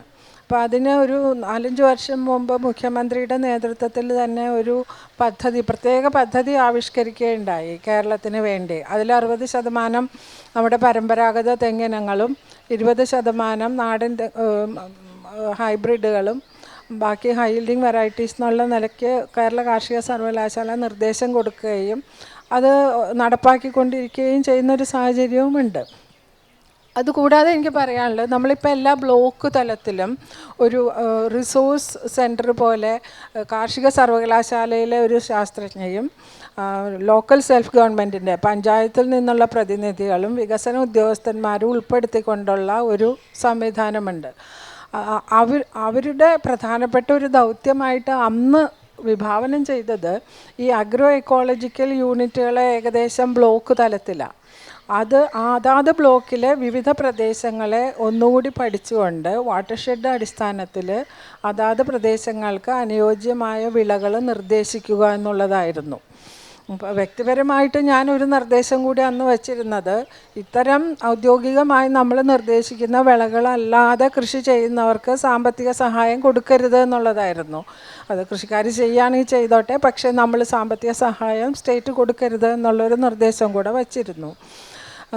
ഇതിനോട് സാറ് പറഞ്ഞതിനോട് അനുബന്ധിച്ച് എനിക്കൊരു കാര്യം പറയാനുള്ളത്, ഞങ്ങൾ ഈ ചിറ്റൂർ പഠനം നടത്തിയപ്പോൾ എനിക്ക് 2 ഇക്കാര്യത്തിൽ അനുഭവങ്ങളുണ്ട്. ഒന്ന്, ചിറ്റൂർ ഞങ്ങൾ ഈ പഠനം നടത്തുമ്പോൾ അവിടുത്തെ കർഷകരോട് ചോദിച്ചു, ഇവിടെ വെള്ളം ഇങ്ങനെ താഴത്തേക്ക് പോവുകയാണ്, നിങ്ങളുടെ കൃഷിയൊക്കെ ബുദ്ധിമുട്ടിലാവും, അപ്പം നിങ്ങൾക്ക് എന്തെങ്കിലും ചെയ്യാൻ പറ്റുമോ ഈ കാര്യത്തിൽ? നമുക്ക് ചെയ്യാവുന്നത് നമ്മൾക്ക് ചെയ്യാമല്ലോ.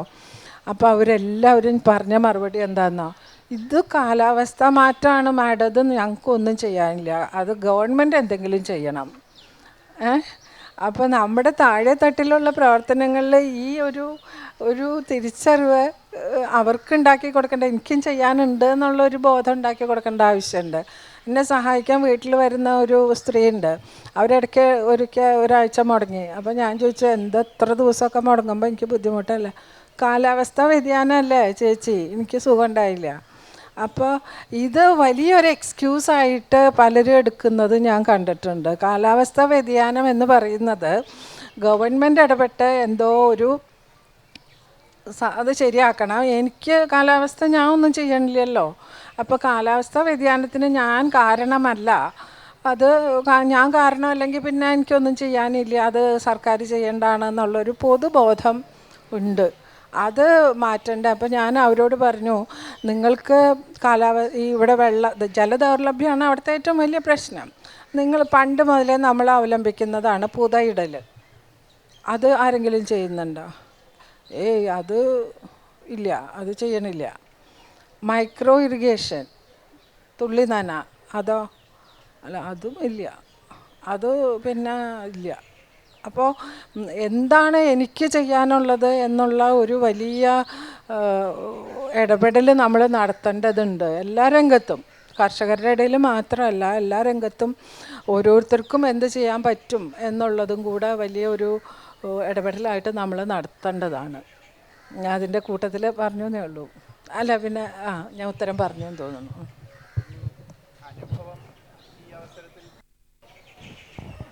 ഒരു അനുഭവം ഈ അവസരത്തിൽ പറയാനുള്ളത്, ഇപ്പോൾ ടീച്ചർ ഇത് പറഞ്ഞതുകൊണ്ടാണ്. 12-ൽ ഇത്രയും വലിയ വരൾച്ച ഉണ്ടായ സമയത്ത് നമ്മൾ ഭൂഗർഭജല വിനിയോഗം പാലക്കാട് ജില്ലയിൽ നിർത്തിവെക്കണം എന്ന് നിർദ്ദേശം കൊടുത്തു. ഇപ്പോൾ ദുരന്ത നിവാരണ നിയമം അനുസരിച്ചിട്ടാണ്, അപ്പോൾ അത് തരണം ചെയ്യാൻ മാർഗമില്ല. ഈ ചില കർഷകർ, ചെറുകിട കർഷകരല്ല, വിപുലമായി കൃഷി ചെയ്യുന്ന വളരെ സാമ്പത്തികമായ ഉന്നതിയുള്ള കർഷകർ കുറച്ച് പേര് ഹൈക്കോടതിയിൽ പോയിട്ട് ഫ്ലഡ് ഇറിഗേഷന് പെർമിഷൻ കൊടുക്കണം. തെങ്ങിൽ നിന്ന് കള്ളെടുക്കുന്നുണ്ട്, അതുകൊണ്ട് ഫ്ലഡ് ഇറിഗേഷൻ ഇല്ലാതെ കള്ള ആവശ്യത്തിന് കിട്ടില്ല, അതുകൊണ്ട് ഫ്ലഡ് ഇറിഗേഷന് പെർമിഷൻ വേണം എന്ന് പറഞ്ഞുകൊണ്ടാണ് പോയത്. പിന്നെ അന്ന് ബഹുമാനായ ജഡ്ജി ശ്രീ ഷാജി പി ചാർലി സാറായിരുന്നു. അദ്ദേഹം വളരെ വിശദമായി ഞങ്ങളെ കേട്ടു. ഓരോ ഘട്ടവും എങ്ങനെയാണ് കടന്നു പോകുന്നത്, ഈ മഴ എങ്ങനെ കുറഞ്ഞു എന്നും അത് ഉണ്ടാക്കിയിട്ടുള്ള ഭൂജലത്തിൻ്റെ തോതിലുണ്ടാക്കിയിട്ടുള്ള കുറവും, ഭൂഗർഭജലത്തിൽ നമ്മളത് സൂക്ഷിച്ചു വെച്ചില്ലെങ്കിൽ ഇനി കുടിക്കാൻ വെള്ളം ഉണ്ടാകില്ല എന്നതും മനസ്സിലാക്കിയാണ് അദ്ദേഹം അന്ന് അതിന് ഉത്തരവിട്ടത്. ഒരു 2 മണിക്കൂറോളം ഹൈക്കോടതിയിൽ ഇത് സംബന്ധിച്ച് വാദം നടന്നിരുന്നു. ഇപ്പോൾ ടീച്ചർ പറഞ്ഞതുപോലെ പലപ്പോഴും ഈ പ്രതിപ്രവർത്തനം അതിൻ്റെ ആത്യന്തികമായ ആഘാതം നേരിടുന്ന സമൂഹം തന്നെ നടത്തുന്നുണ്ട്. ജോയ് സാറിനോടൊരു ചോദ്യം ചോദിച്ചിട്ട് നമ്മൾക്ക് അതിൻ്റെ ഉത്തരത്തിന് ശേഷം സദസ്സിലേക്ക് വരാം. ഇത്തരം കാലാവസ്ഥാ വ്യതിയാന അനുരൂപീകരണ പ്രവർത്തനങ്ങളുടെ 1-2 മാതൃകകൾ നമ്മൾക്ക് തദ്ദേശ തലത്തിലുണ്ടെങ്കിൽ ഒന്ന് പറയാമോ? അത് ഭരണപരമായോ നയപരമായോ ഉള്ള മാതൃകകളും ശരിക്കും ആക്ഷൻ എന്ന നിലയിലുള്ള മാതൃകകളും ഉൾപ്പെടുത്തി സാർ ഒന്ന് പറയാമെങ്കിൽ. ഈ എന്താ പറയുക, അനുരൂപീകരണം എന്നാണ് പറഞ്ഞത്. ബേസിക്കലി അഡാപ്റ്റേഷൻ എന്നതിൻ്റെ ചിലപ്പോൾ ചിലത് മലയാളമായിട്ട് തന്നെ പറയുന്നത് ഇംഗ്ലീഷിലായിരിക്കും. അതുകൊണ്ടാണ് അഡാപ്റ്റേഷൻ എന്നുള്ളതാണ്. മറ്റേത് മിറ്റിഗേഷനാണ്, തടയുക എന്നുള്ളതിനാണ്. അപ്പോൾ നമ്മളിത് ചിലതൊക്കെ സ്വാഭാവികമായിട്ട് വരുന്നുണ്ട്. ഇപ്പോൾ ഉദാഹരണത്തിന് നമുക്ക് ചെയ്യുന്ന കാര്യങ്ങൾ, ഒന്നിപ്പം നെൽകൃഷിയുടെ കാര്യത്തിൽ കൂടുതൽ സമയമെടുക്കുന്ന, വിളയാൻ കൂടുതൽ കുറവ് സമയമെടുക്കുന്ന വിത്തുകളിലേക്ക് മാറുന്ന സ്ഥലങ്ങളുണ്ട്. വേറെ ചിലങ്ങൾ കൃഷി രീതിയിൽ മാറ്റം വന്നിട്ടുണ്ട്. അതായത് ഇൻറ്റൻസീവായിട്ട് വെള്ളം ഉപയോഗിക്കാതെ, അതായത് ഇൻ്റർമിറ്റൻറ്റ് പിന്നെ വെറ്റിങ്ങിൻ്റേതായിട്ടുള്ള ഇത് വരുന്നുണ്ട്. ഇത് നാട്ടിൽ നടപ്പിലാക്കി വരുന്നുണ്ട്. അതുപോലെ തന്നെ ഇപ്പോൾ അഡാപ്റ്റേഷൻ്റെ ഭാഗമായിട്ട് തന്നെ വരികയാണ്. ഇപ്പോൾ ചൂടുകാലം വരികയാണ്. ചൂടുകാലം വരുമ്പോൾ നമ്മൾ ജോലി സമയത്തിൽ വ്യത്യാസം വരുത്തുകയാണ്. ജോലി സമയത്തിൽ നമ്മൾ വ്യത്യാസം വരുത്തും. പ്രത്യേകിച്ചും 11 മണി മുതൽ 3 മണി വരെ പുറത്തുള്ള ജോലികൾ ചെയ്യരുതെന്ന് പറയുകയാണ്. പല അംഗൻവാടികളും സ്കൂളുകളിലും ആ സമയത്ത് ചൂട് കുറയ്ക്കത്തക്ക രീതിയിലുള്ള പല മാർഗങ്ങളും നോക്കുകയാണ്. അതല്ലെങ്കിൽ തണ്ണീർ പന്തലുകൾ എന്ന നിലയിലേക്ക് മാറുകയാണ്. അപ്പോൾ ഓരോ രീതിയിൽ നമ്മൾ ഇതിനകത്ത് ഓരോ മേഖലയിൽ ഇതിനകത്ത് വരികയാണ്. അതോടൊപ്പം തന്നെയാണ് പ്രിപ്പയർഡ്നെസ് എന്നുള്ളതും കൂടിയുണ്ട്. ഇപ്പോൾ ഉദാഹരണത്തിന് നമ്മൾ ഇപ്പോൾ ചൂടിൻ്റെ വരികയാണെങ്കിൽ, ചൂടിൻ്റെ സമയത്ത് എങ്ങനെയാണ് അതിനെ കൈകാര്യം ചെയ്യേണ്ടതെന്നുള്ളത് ആരോഗ്യ സംവിധാനം നോക്കേണ്ടതുണ്ട്, അതിനെ ശക്തിപ്പെടുത്തേണ്ടതുണ്ട്. എനിക്കിവിടെ ഫ്രണ്ടിൽ ഡോക്ടർമാരൊക്കെ ഉള്ളതുകൊണ്ടും കൂടെ ഞാൻ പറയുകയാണ്. കാര്യം വെച്ചാൽ മുൻപ് നമ്മൾ ചൂടിൻ്റെ ആഘാതം എന്ന നിലയിൽ കൈകാര്യം ചെയ്യാതിരുന്ന ഒരു കാലത്ത് നിന്ന് ചൂടൊരു പ്രധാനപ്പെട്ട വിഷയമാകുമ്പോൾ ഇതാണ് ഒരു കാരണം എന്നും അതിനെ എങ്ങനെ നേരിടുമെന്നുള്ളതിനെക്കുറിച്ചുള്ള പ്രിപ്പയർഡ്നെസ്സിൻ്റെ ഭാഗമായിട്ടുള്ള പ്രവർത്തനങ്ങൾ ചിലയിടങ്ങളിലൊക്കെ നടന്നു വരികയാണ്. പ്രത്യേകിച്ചും ആരോഗ്യ വകുപ്പ് അതിൻ്റെ സ്ഥിതിയിലേക്ക് സംവിധാനങ്ങളെ ചിട്ടപ്പെടുത്താൻ ശ്രമിച്ചുകൊണ്ടിരിക്കുകയാണ്. ചിലതൊക്കെ മിറ്റിഗേഷനും കൂടിയാണ്. അഡാപ്റ്റേഷൻ ആണെന്ന് പറയുമ്പോഴും മിറ്റിഗേഷൻ കൂടിയാണ്. അപ്പോൾ അതിനകത്ത് എന്താ പറയുക, ഈ പറഞ്ഞ തന്മാത്രകൾ, ഗ്രീൻ ഹൗസ് ഗ്യാസസിൻ്റെ ഹരിതഗൃഹവാതക തന്മാത്രകളുടെ കാര്യം എടുത്തു കഴിഞ്ഞാൽ, ഇപ്പോൾ ഒന്ന് ടീച്ചർ പറഞ്ഞ മീഥൈൻ എമിഷനാണ് നമ്മുടെ പാഡിയുടെ കാര്യത്തിലും അതുപോലെ തന്നെ മറ്റ് മൃഗങ്ങളുമായി ബന്ധപ്പെട്ടതുള്ളത്. അതിൽ മിറ്റിഗേഷനാണ്. അതോടൊപ്പം തന്നെ അഡാപ്റ്റേഷനുമായിട്ടും പരിഗണിക്കാവുന്നതാണ് ബയോഗ്യാസിലേക്കുള്ള മാറ്റം, അതുപോലെ മറ്റ് ഇതര സ്രോതസ്സുകളിലേക്കുള്ള മാറ്റങ്ങൾ. അത് കോ ബെനിഫിറ്റ് എന്ന് പറയും. ഇപ്പോൾ ഉദാഹരണത്തിന് നമ്മളുടെ ഏറ്റവും കൂടുതൽ ബ്ലാക്ക് കാർബണും മറ്റൊരു ഈ ഹരിതഗൃഹവാതകങ്ങളുടെ ഏറ്റവും പ്രധാനപ്പെട്ടതാണ് ബ്ലാക്ക് കാർബൺ. ബ്ലാക്ക് കാർബൺ എവിടെയാണ് കാണുന്നത്? ബ്ലാക്ക് കാർബൺ എവിടെയാണ് കൂടുതലായിട്ടുള്ളത്? ബ്ലാക്ക് കാർബണിൻ്റെ ഒരു പ്രധാന പങ്ക് വരുന്നത് നമ്മുടെ വീടുകളിലാണ്. മനസ്സിലായോ? നമ്മുടെ അടുക്കളയിൽ ആണ് ബ്ലാക്ക് കാർബൺ ഉൽപ്പാദിപ്പിക്കുന്നത് ഒരു പ്രധാനപ്പെട്ട ഭാഗം. നമ്മൾ ആ കുക്കിംഗ് സ്റ്റൗസിൻ്റെ രീതി മാറിയാൽ ഒരു വശത്ത് മിറ്റിഗേഷനുണ്ട്, അതുപോലെ തന്നെ അതിൻ്റെ കോ ബെനിഫിറ്റ് എന്ന് പറയുന്നത് സ്ത്രീകളുടെ നിന്ന് തന്നെ ഞാൻ പറയേണ്ടി വരും. ഇപ്പോഴും സ്ത്രീകളാണ് അടുക്കളയിൽ കൂടുതലും എന്നുള്ളതുകൊണ്ട് സ്ത്രീകളുടെ നിന്ന് തന്നെ പറയേണ്ടി വരും. അത് ശരിയല്ല. കോ ബെനിഫിറ്റ് എന്ന് പറയുന്നത് ഹെൽത്ത് ബെനിഫിറ്റാണ്.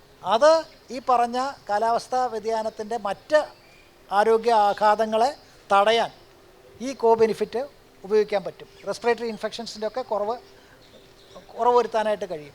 ഇതുതന്നെയാണ് നമ്മളുടെ വാഹനങ്ങളുടെ കാര്യത്തിൽ ഒരു വശത്ത് മിറ്റിഗേഷനാണ്. വാഹനങ്ങൾ, അതായത് അധികം കാർബൺ പുറന്തള്ളപ്പെടുന്ന ഇത് ഉപയോഗിക്കാതെ നടപ്പും സൈക്കിളും അങ്ങനെയൊക്കെ ഉള്ളതിലേക്ക് മാറുമ്പോൾ ഒരു വശത്തെ മിറ്റിഗേഷനാണ്, കാലാവസ്ഥാ വ്യതിയാനത്തെ തടയുന്നതിൻ്റെ പ്രവർത്തനമാണ്. പക്ഷേ അതിൻ്റെ കോ ബെനിഫിറ്റ് എന്ന് പറയുന്നത് ആരോഗ്യമാണ്. അതുകൊണ്ട് ഇതിൽ നഷ്ടം വരുന്ന കണക്കില്ല. ഒരു വശത്ത് നഷ്ടമാണെന്ന് നമുക്ക് തോന്നുന്നെങ്കിൽ മറുവശത്ത് കോ ബെനിഫിറ്റ്സ് വരാനുള്ള സാധ്യത ഉണ്ട് എന്നുള്ളത് കൊണ്ട് തന്നെ നമുക്കിതിനെ ഈ രീതിയിലേക്ക് കൊണ്ടുപോകാൻ കഴിയും. അപ്പോൾ നിരവധി അത്തരം ചെറിയത് ഇതൊക്കെ ഞാൻ പറഞ്ഞില്ലേ, അതായത് ഇതൊക്കെ തന്നെ കാലാവസ്ഥാ വ്യതിയാനത്തിനെതിരായിട്ടുള്ള അനുരൂപീകരണത്തിൻ്റെ ഭാഗമായിട്ടുള്ള നടപടിയാണോ ചിന്തിച്ചത് എന്ന് ചോദിച്ചാൽ ചിലപ്പോൾ അങ്ങനെയൊന്നും ആയിരിക്കില്ല ചിന്തിച്ചിരിക്കുക. കാര്യം പൊതു അവബോധത്തിൻ്റെ അടിസ്ഥാനത്തിൽ ചില കാര്യങ്ങൾ നടക്കുന്നുണ്ട്, ചിലത് അങ്ങനെ തന്നെ ബോധ്യം വന്നു തന്നെയുണ്ട്. പിന്നെ പ്രത്യേകിച്ചും ഇപ്പോൾ വെള്ളപ്പൊക്കത്തിൻ്റെ വരുന്നു, ഫ്രീക്വൻ്റായിട്ട് ഫ്ലഡ്സ് വരുന്ന സ്ഥലങ്ങൾ, അവിടെയൊക്കെ തന്നെ കെട്ടിടത്തിൻ്റെ നിർമ്മാണത്തിൽ മാറ്റം വന്നുകൊണ്ടിരിക്കുകയാണ്. ഇപ്പം നമ്മളിവിടെ ഇരുന്ന് ശ്രദ്ധിക്കാമല്ലോ. ഇപ്പോൾ കുട്ടനാട് പലയിടങ്ങളിലും കെട്ടിടത്തിൻ്റെ നിർമ്മാണത്തിലെ രീതി മാറി തുടങ്ങി. അതാണ് അഡാപ്റ്റേഷൻ. നമ്മളിവിടെ തന്നെ ചെയ്യും. അല്ലാതെ ഇനീഷ്യലി എനിക്കറിയാം, ഇപ്പോൾ പിന്നെ ഈ 2018 ഫ്ലഡ്സ് കഴിഞ്ഞ് വന്ന വലിയ സ്റ്റഡീസിലെല്ലാം തന്നെ വലിയ ആൾക്കാർ വന്ന് പറഞ്ഞാൽ തന്നെ കുട്ടനാട് മനുഷ്യന് ജീവിക്കാൻ പറ്റുന്ന സ്ഥലമല്ല, എല്ലാവരെയും എവാക്യുവേറ്റ് ചെയ്തു. ഇവിടെ ഇനി പറ്റില്ല എന്ന് പറഞ്ഞു. പറ്റുമോ? അങ്ങനെ സാധിക്കുമോ? പക്ഷേ അഡാപ്റ്റ് ചെയ്യാൻ പറ്റും. അതാണ് അനുരൂപീകരണം എന്ന് പറയുന്നത്. അവിടെ നമ്മൾ നാട്ടുകാരെ എടുക്കുന്ന സമീപനം അവിടെ തന്നെ നിന്നുകൊണ്ട് എങ്ങനെ ഇതിനെ കൊപ്പിക്കുക, എങ്ങനെ ഇത് കെട്ടിടം പണിയാൻ പറ്റും. അപ്പോൾ കെട്ടിടം പണിയുടെ രീതിയിൽ തന്നെ മാറ്റം വരുന്നു, കെട്ടിടത്തിൻ്റെ സംവിധാനത്തിൽ തന്നെ മാറ്റം വരുന്നു, ചൂടിനെ നേരിടാൻ കഴിയുന്ന രീതിയിലേക്ക് കെട്ടിടത്തിൻ്റെ രീതി മാറുന്നു. ഇത് കുറേ നാളെടുക്കും. ഈ മാറ്റം എന്ന് പറയുന്നത് അത്ര എളുപ്പമല്ല. എങ്കിലും മാതൃകകൾ എന്ന നിലയിലുള്ള ഈ മാറ്റങ്ങളെ നമുക്ക് കാണിക്കാൻ കഴിയും. അത് മിറ്റിഗേഷനും ഇതും കൂട്ടിച്ചേർന്ന് തന്നെയാണ്. കാര്യം വെച്ചാൽ ഏറ്റവും കൂടുതൽ ഞാൻ പറയുക കാർബണ് പിടിച്ചെടുക്കാൻ കഴിയുന്ന സംവിധാനം എന്താ? ഏറ്റവും കൂടുതൽ എടുക്കാൻ കഴിയുന്നത് എന്താ? ഈ കാർബൺ ഡയോക്സൈഡിനെ ഓക്സിജനാക്കുന്ന പ്രക്രിയ നമ്മൾ സ്കൂളിൽ പഠിച്ചതാണ്. പ്രകാശ സംശ്ലേഷണം, ഫോട്ടോസിന്തസിസ്. അത്രയേ ഉള്ളൂ സാർ. അതിനെന്താ ചെയ്യുക? ഒരു 70% ഇത് പിടിച്ചെടുക്കുന്ന ഇതാണ്, കാർബൺ സിങ്കാണ്. ഇത് മുഴുവൻ പിടിച്ചെടുക്കുന്നതാണ്. അതിലേക്ക് പോകുന്നതിനൊന്നും സാമ്പത്തിക പ്രശ്നമല്ല, മറ്റ് പ്രശ്നങ്ങളല്ല, ചെയ്താൽ മാത്രം മതി. അത് താഴെത്തട്ടി ചെയ്താലേ നടക്കുകയുള്ളൂ. അപ്പോൾ ഇതാണ് അതിൻ്റെ കാര്യം. അപ്പോൾ ഒരുപാട് ചെറിയ ചെറിയ മാതൃകകൾ നമുക്ക് കാണിക്കാൻ കഴിയും. സദസ്സിൽ നിന്ന് ചോദ്യങ്ങളാവാം. Good morning. എൻ്റെ പേര് ഷാനിയാസ്, മലപ്പുറം ജില്ലയിലെ അധ്യാപകനാണ്. പലപ്പോഴും പറയാറുണ്ട് ഈ മനസ്ഥിതി മാറ്റി പരിസ്ഥിതി കാക്കാൻ. കേരളത്തിൽ നമുക്ക് ഇത്രയും plenty of Shine and rain എന്നാണ് പറയുക. മഴ കൃത്യമായി ലഭിച്ചിട്ട് പോലും പലപ്പോഴും അത് സംരക്ഷിക്കാനുള്ള, നേരത്തെ പുതയിടുന്ന കാര്യം പറഞ്ഞു, നമ്മുടെ ആളുകൾ വരുന്നില്ല. ഇപ്പോൾ ഞാൻ രാജസ്ഥാനിൽ ജൊഹാദ് നിങ്ങൾ കേട്ടിട്ടുണ്ടാവും.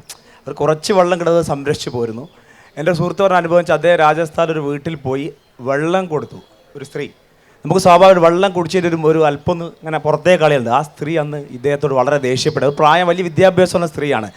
ആ രീതിയിൽ മലയാളികൾ എന്തുകൊണ്ട് പരിവർത്തിക്കപ്പെടുന്നില്ല എന്ന് പലപ്പോഴും ഞാൻ ചിന്തിച്ചിട്ടുണ്ട്. ഇപ്പോൾ എൻ്റെ വിദ്യാലയത്തിൻ്റെ അവസ്ഥ പറഞ്ഞു വെച്ചാൽ 2010 വരെ ഞങ്ങളൊരു ഫെബ്രുവരി നല്ല വരൾച്ച നേരിട്ടിരുന്നു. അങ്ങനെ ഞങ്ങൾ അവിടെ കംപ്ലീറ്റ് മരങ്ങൾ വെച്ച് പിടിപ്പിച്ചു. മാത്രമല്ല റെയിൻ വാട്ടർ ഹാർവെസ്റ്റിംഗ് നടത്തി. അതിൻ്റെ വിജയം ഞങ്ങൾ ശരിക്കും ഇന്ന് അനുഭവിക്കുന്നുണ്ട്.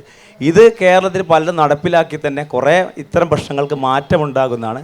അപ്പോൾ ഇതിൽ നമുക്ക് പ്രത്യേകിച്ച് ഈ ഉയർന്ന രംഗത്തൊക്കെ ഉള്ള നിങ്ങൾക്ക് പുതിയ ചില ഇപ്പോൾ നമ്മുടെ റെയിൻ വാട്ടറിനെ ശരിക്കും ശേഖരിച്ച് കഴിഞ്ഞാൽ വിദേശത്തൊക്കെ ചില രാജ്യങ്ങൾ ഒരുപാട് കോടികൾ ആ വെള്ളം കൊണ്ട് ഉണ്ടാക്കുന്നുണ്ട്. പക്ഷേ നമ്മളിതൊക്കെ നേരെ കടലിലേക്ക് പോവുകയാണ്. അപ്പോൾ അതിനെന്താണ് പലപ്പോഴും ഒരു ചോദ്യം മനസ്സിൽ തികട്ടി ചോദ്യം, നിങ്ങളെ പോലെയുള്ള ഉന്നത രംഗത്തുള്ള ആളുകളിലപ്പോൾ ആ കാര്യം ഒന്ന് അറിയിച്ചതാണ്. അപ്പോൾ അതിന് ഒരു ചോദ്യത്തിലുപരി അത് എൻ്റെ മനസ്സിൽ അലട്ടിയ വല്ലാത്തൊരു ആശങ്ക ഇവിടെ പങ്കുവെച്ചു. നിങ്ങൾ എൻ്റെ 3 ഹോബിയാണ് ഞാൻ പറയാൻ പോകുന്നത്. ഒരു ഹോബി എന്താണെന്ന് വെച്ചാൽ സ്കൂളുകളിൽ പോവുക, കുട്ടികൾക്ക് ക്ലൈമറ്റ് ചേഞ്ച് ലിറ്ററസി പ്രോഗ്രാം എന്നുള്ളൊരു സബ്ജക്റ്റ് അവർക്ക് അവതരിപ്പിക്കുകയാണ്. ആ സബ്ജക്റ്റ് എന്താണെന്ന് വെച്ചാൽ വളരെ സിമ്പിൾ ഒരു അസൈൻമെൻറ്റ് കുട്ടികൾക്ക് കൊടുക്കുകയാണ്. Go home and audit emission. ഇതാണ്. ഇത് പറയുമ്പോൾ വളരെ ഡിഫിക്കൽട്ടായിട്ട് തോന്നും.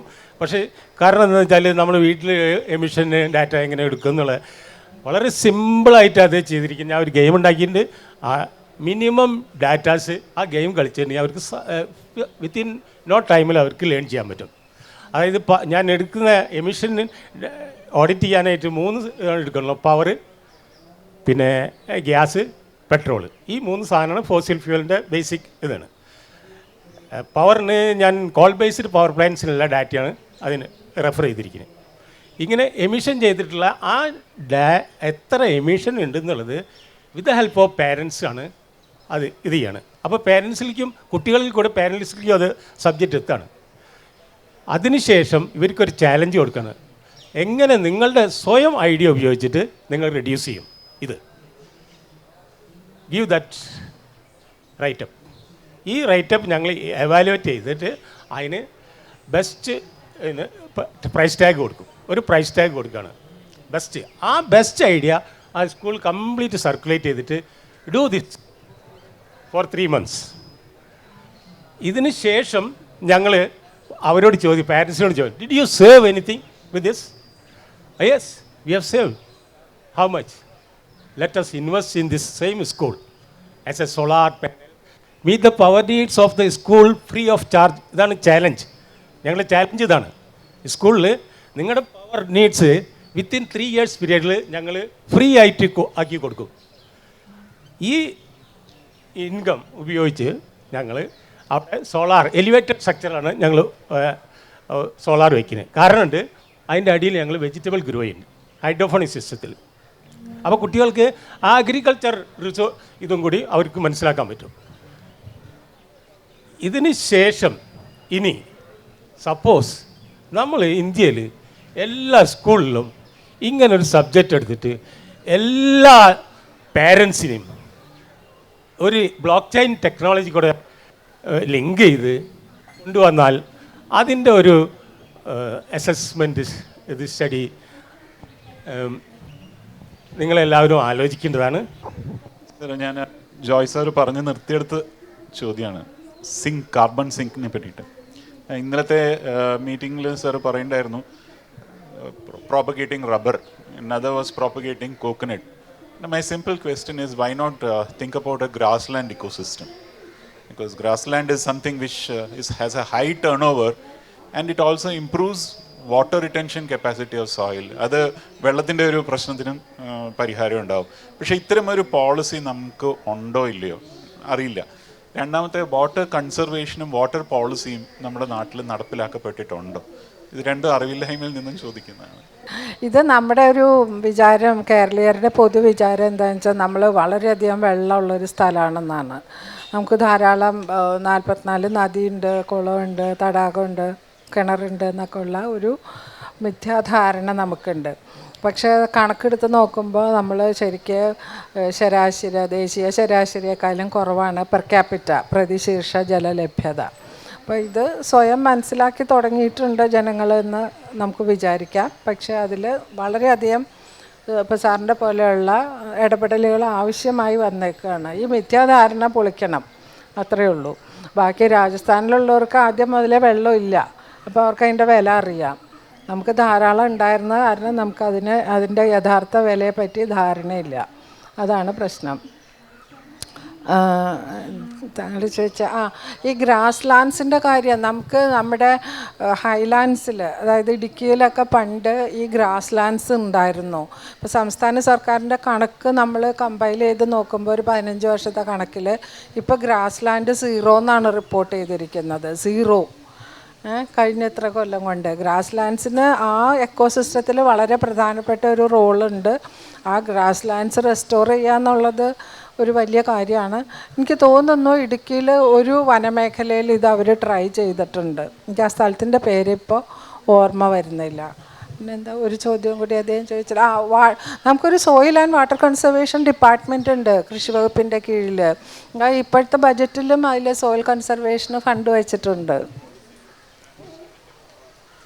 തീർച്ചയായിട്ടും അതിൻ്റെ ഒരു പോളിസി ഉണ്ട്. സോയിൽ ആൻഡ് വാട്ടർ കാർഷിക രംഗത്തിൻ്റെ കൃഷിയുടെ പോളിസി, അഗ്രികൾച്ചർ പോളിസിയുടെ ഭാഗമായിട്ടുണ്ട്, ഒരു ഡിപ്പാർട്ട്മെൻറ്റും ഉണ്ട്. കേസ് ഐ തിങ്ക് സാർ എന്തെങ്കിലും പറയുന്നു. Thank you Joy sir, teacher, ഇത്രയും ദൂരം വന്ന് ഇതിൽ പങ്കെടുത്തതിന്.